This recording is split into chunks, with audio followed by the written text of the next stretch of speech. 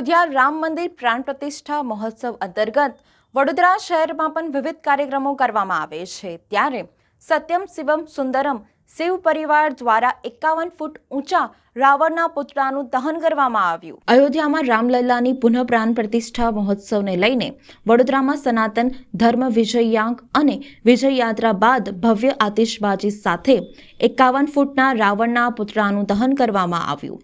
અયોધ્યામાં થનારી રામજીની પુનઃ પ્રાણ પ્રતિષ્ઠા મહોત્સવની ઉજવણીનો અનોખો રોમાંચ સમગ્ર દેશમાં જોવા મળી રહ્યો છે। ત્યારે વડોદરામાં આજથી સત્યમ શિવમ સુંદરમ ટ્રસ્ટના શિવ પરિવાર દ્વારા રામોત્સવ અંતર્ગત સનાતન ધર્મ વિજયયાંગ અને વિજય યાત્રાના આયોજન બાદ સાંજે પ્રથમ વખત દશેરા પર્વ બાદ પોલો ગ્રાઉન્ડ ખાતે ભવ્ય આતિશબાજી સહિત રાવણના પુતળાનું દહન કરવામાં આવ્યું હતું।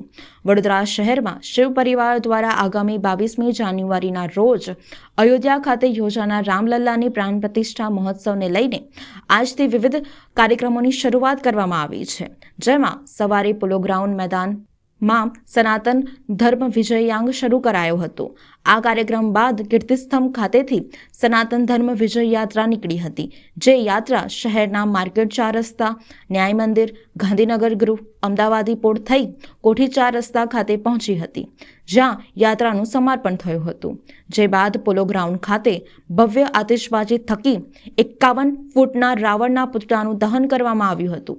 पोलो ग्राउंड पे दशहरा के दिन तो वैसे हम 43 वर्षों से निकाह के द्वारा रामलीला और रावण दहन करते आए हैं, लेकिन आज अभी जो 22 जनवरी को अयोध्या में श्री राम लला की जो प्राण प्रतिष्ठा की जा रही है, एक ऐतिहासिक क्षण है पूरे देश के लिए, पूरे विश्व के लिए। उसी सिलसिले में हम भारतवासियों के साथ में, बड़ौदा के नगरवासियों के साथ में, निकाह के सदस्यों के साथ में रावण के पुतले का प्रतीक रूपी दहन करने जा रहे हैं और साथ में भव्य आतिशबाजी की जा रही है।